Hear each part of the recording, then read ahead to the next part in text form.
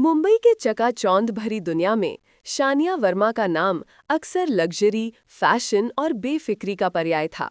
वो एक ऐसे परिवार से ताल्लुक रखती थी जहां दौलत पानी की तरह बहाई जाती थी और अहंकार उनकी पहचान बन चुका था। उसकी आंखों में हमेशा एक ऐसी चमक रहती थी जो दूसरों को छोटा महसूस कराती थी, खासकर उन लोगों को जो उसकी दुनिया से बाहर थे।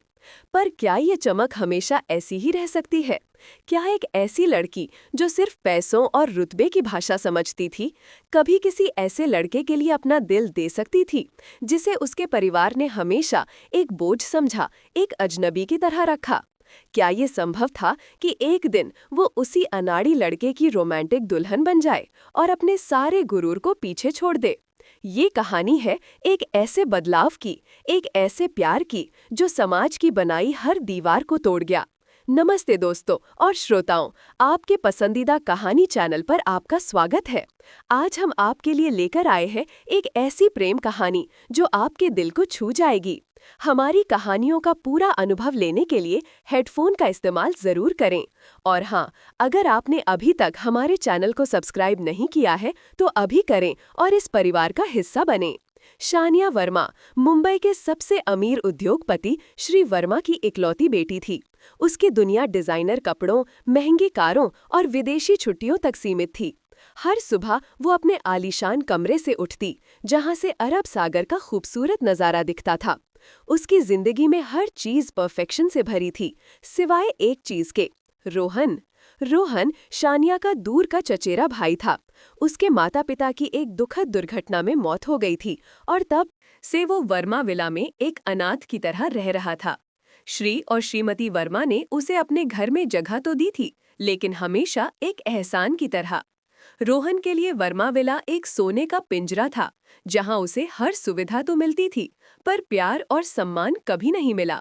वो घर के काम में हाथ बटाता, मम्मी जी श्रीमती वर्मा के छोटे मोटे काम करता और अपनी पढ़ाई भी जारी रखता। वो शांत, मेहनती और बेहद संवेदनशील था। उसकी आंखों में एक ऐसी गहराई थी जो अक्सर उसके आसपास के शोरगुल में दब जाती थी। शानिया को रोहन की मौजूदगी से हमेशा चिढ़ होती थी। वो उसे एक बोझ मानती थी, एक ऐसा व्यक्ति जो उसके परिवार की प्रतिष्ठा पर एक धब्बा था। मम्मी, ये रोहन हमेशा यहाँ क्या करता रहता है? शानिया अक्सर अपनी माँ से शिकायत करती। उसे कोई और काम क्यों नहीं मिल जाता? मेरे दोस्त जब आते हैं तो मुझे अजीब लगता है। श्रीमती वर्मा भी रोहन को ज्यादा पसंद नहीं करती थी, लेकिन सामाजिक दबाव के कारण उसे घर से निकाल भी नहीं सकती थी। जाने दे बेटी, बेचारा कहाँ जाएगा? कुछ दिनों की बात है, फिर कॉलेज खत्म हो जाए तो अपने आप कुछ करेगा। रोहन ये बातें सुनता था, लेकिन कभी जवाब नहीं देता था। वो जानता था कि उसका यहाँ होना सिर्फ एक मजबूरी है। वो अपनी भावनाओं को अपनी कविताओं और स्केच में व्यक्त करता था, जो वो अपनी एक पुरानी नोटबुक में लिखता था। उसकी दुनिया उसकी किताबों और उसकी कविताओं तक ही सीमित थी। एक दिन शानिया अपने कॉलेज के एक प्रोजेक्ट पर काम कर रही थी। ये एक जटिल आर्थिक विश्लेषण था और उसे समझ नहीं आ रहा था कि डेटा को कैसे व्यवस्थित किया जाए। उसने अपने दोस्तों से मदद मांगी, महंगे ट्यूटर्स को बुलाया, लेकिन कोई फायदा नहीं हुआ। वो अपने कमरे में झुंझला रही थी।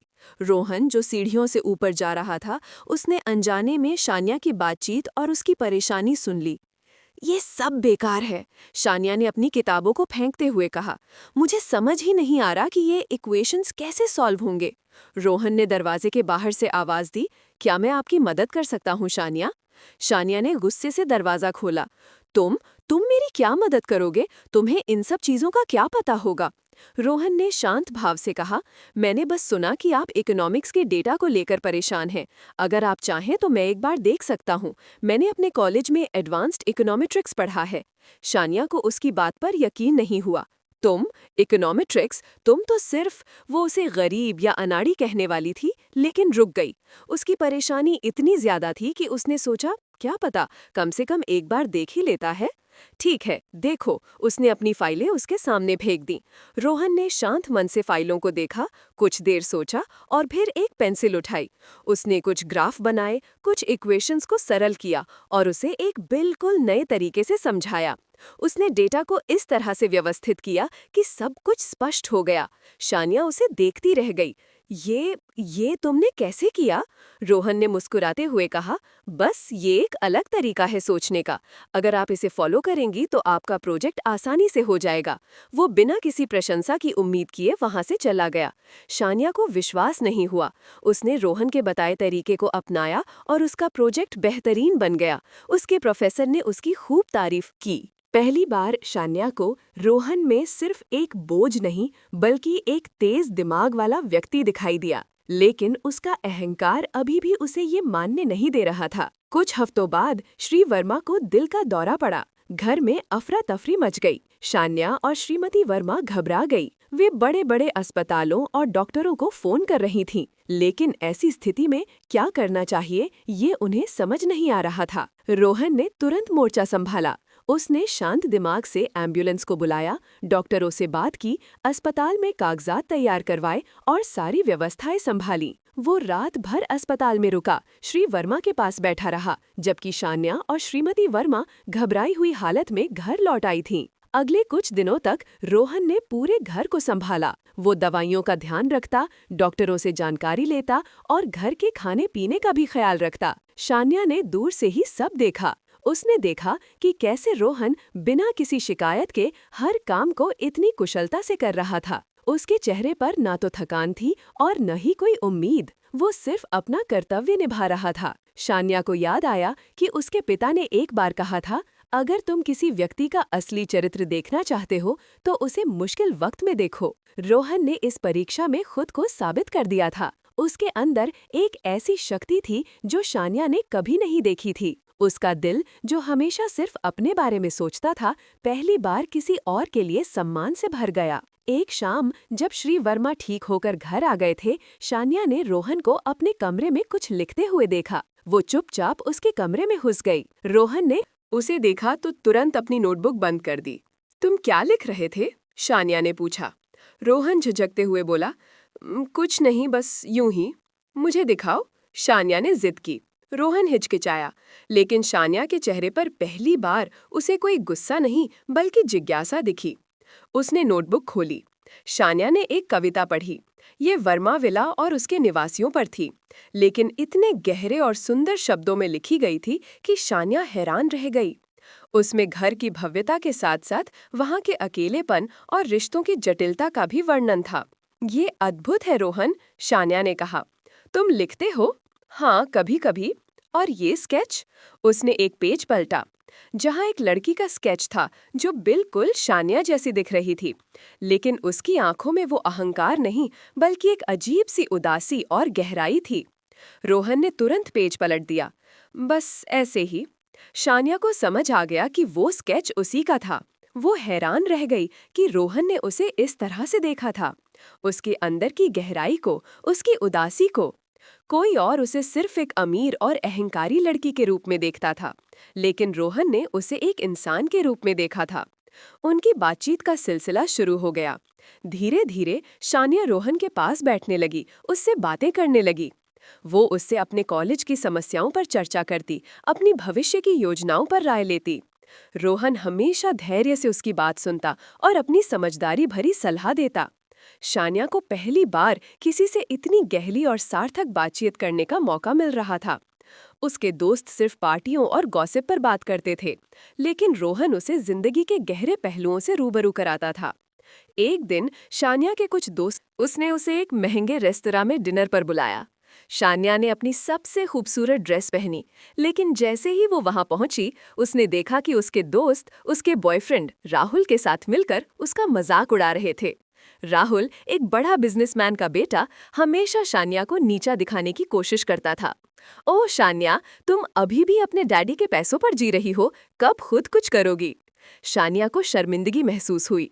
वो उठकर जाने लगी, तभी राहुल ने उसका रास्ता रोक दिया। कहाँ जा रही हो डार्लिंग? मजाक तो अभी शुरू हुआ है। तभी रेस्तरां के दरवाजे पर रोहन खड़ा दिखाई दिया। वो किसी काम से उसी इलाके में आया था और उसे लगा कि शायद शान्या को लेने की जरूरत पड़ सकती है। उसने देखा कि शान्या परेशान है।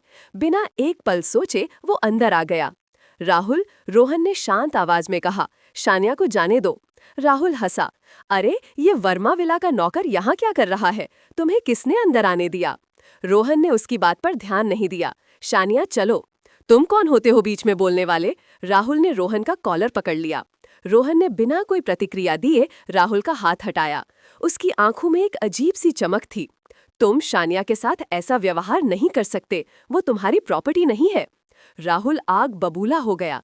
उसने रोहन को मारने के लिए हाथ उठाया, लेकिन रोहन ने उसे पकड़ लिया और एक झटके में उसे पीछे धकेल दिया। राहुल जमीन पर गिर गया। रेस्तोरां में सन्नाटा छा गया। चलो शानिया, रोहन ने शानिया की तरफ हाथ बढ़ाया। शानिया ने बिना कुछ सोचे उसका हाथ पकड़ लिया और वे दोनों रेस्तोरां से बाहर निकल गए। गाड़ी में शानिया चुप थी, उसकी आंखों में आंसू थे। उसने कभी नहीं सोचा था कि रोहन उसके लिए इस तरह से खड़ा होगा। तुमने ऐसा क्यों किया रोहन? क्योंकि कोई भी तुम्हारा अपमान नहीं कर सकता, रोहन ने कहा। तुम इससे कहीं बेहतर हो। उस रात शानिया ने अपने अहंकार की आखिरी दीवार को टूटते हुए महसूस किया। उसे एहसास हुआ कि सच्चा सम्मान और प्यार क्या होता है।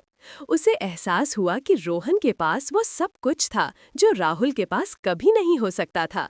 ईमानदारी, साहस और एक सच्चा दिल। उनके रिश्ते में एक नया मोड़ आ गया। शानिया अब रोहन को बोझ नहीं कहती थी, बल्कि उससे हर बात शेयर करती थी।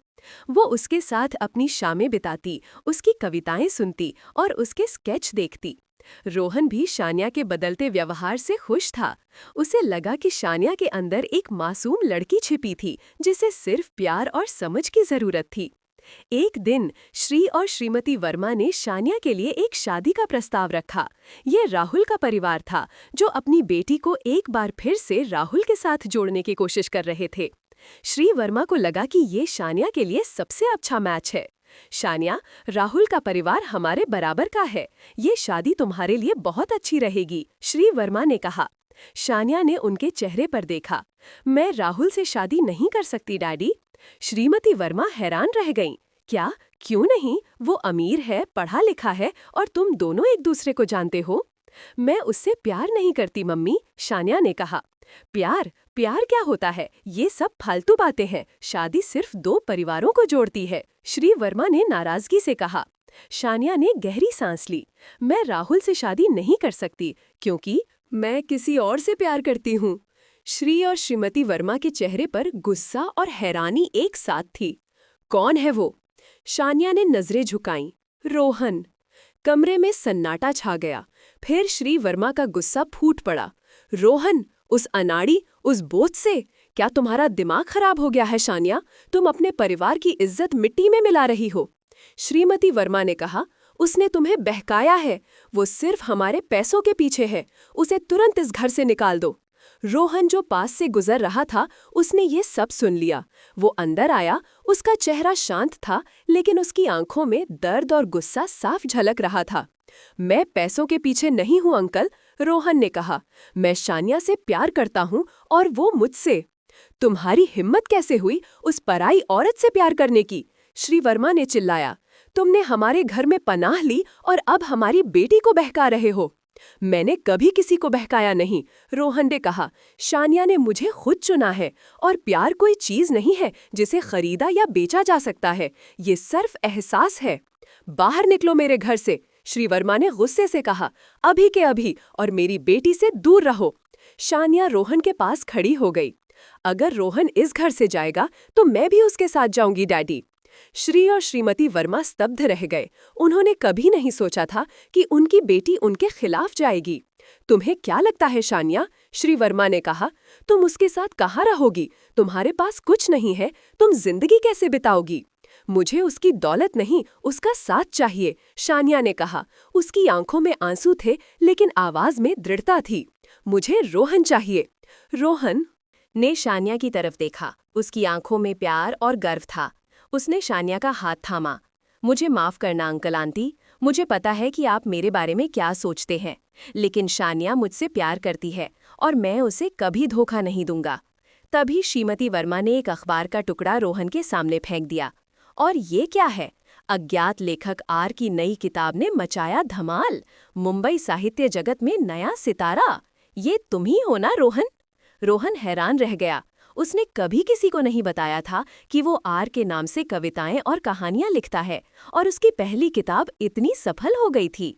हाँ, ये मैं ही हूँ, रोहन ने कहा, लेकिन इसका मेरे और शानिया के रिश्ते से कोई लेना देना नहीं है। श्री वर्मा ने अखबार उठाया। क्या? तुम एक लेखक हो और तुमने हमें कभी बताया नहीं? मुझे किसी को कुछ साबित नहीं करना था, रोहन ने कहा। मैं बस अपनी दुनिया में खुश था और मेरे लिए मेरा काम मेरी पहचान है, ना कि मेरा बैंक बैलेंस। शानिया को भी ये बात नहीं पता थी। वो और भी ज्यादा गर्व महसूस करने लगी। श्री वर्मा ने गहरी सांस ली। उनकी बेटी, जिसने कभी पैसे के अलावा कुछ नहीं देखा था, आज एक ऐसे लड़के के लिए सब कुछ छोड़ने को तैयार थी जिसके पास सिर्फ अपना हुनर और एक सच्चा दिल था। और वो लड़का, जिसे उन्होंने हमेशा एक बोझ समझा था, आज एक सफल लेखक बन चुका था। उन्हें अपनी गलती का एहसास हुआ। शानिया, श्री वर्मा ने धीमी आवाज में कहा, क्या तुम वाकई में रोहन के साथ खुश रहोगी? हाँ डैडी, शानिया ने मुस्कुराते हुए कहा। उसके साथ मुझे वो खुशी मिलेगी जो मुझे कभी किसी और के साथ नहीं मिल सकती। श्रीमती वर्मा भी अपनी बेटी के बदलते रूप को देखकर हैरान थीं। उनकी अहंकारी बेटी अब एक समझदार और प्यार करने वाली महिला बन गई थी।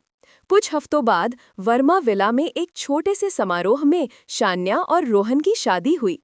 ये कोई भव्य शादी नहीं थी, लेकिन प्यार और खुशी से भरी थी। शान्या ने अपने सबसे महंगे कपड़े नहीं पहने थे, बल्कि एक साधारण खूबसूरत साड़ी पहनी थी।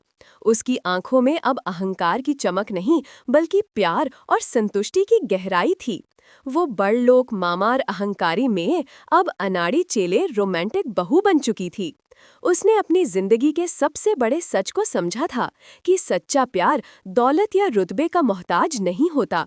रोहन ने अपनी कविताओं में शानिया के लिए एक नई कविता लिखी थी, जिसमें उसने उसके बदलते रूप और उनके अटूट प्रेम का वर्णन किया था। शानिया और रोहन ने एक साथ एक नई जिंदगी शुरू की। रोहन की किताबें सफल होती गईं और शानिया ने उसे हर कदम पर सपोर्ट किया। उसने अपनी पुरानी दुनिया छोड़ दी थी और उसे कोई अफसोस नहीं था। वो अब एक ऐसी महिला थी जो अपने पति के साथ हर पल को संजोती थी, हर छोटे सुख में खुशी ढूंढती थी। उनके माता पिता ने भी धीरे धीरे रोहन को अपना लिया।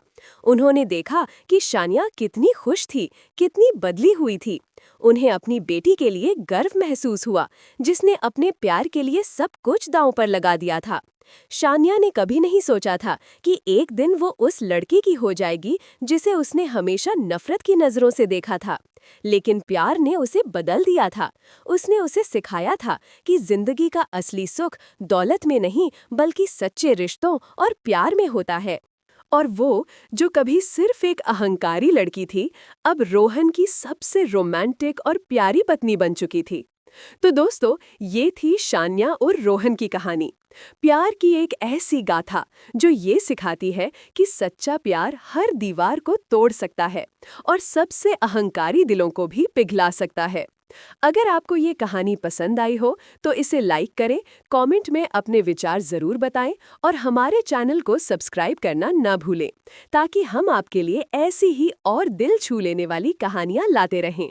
हम जल्द ही मिलेंगे एक नई कहानी के साथ। तब तक के लिए अपना और अपनों का ख्याल रखें। धन्यवाद।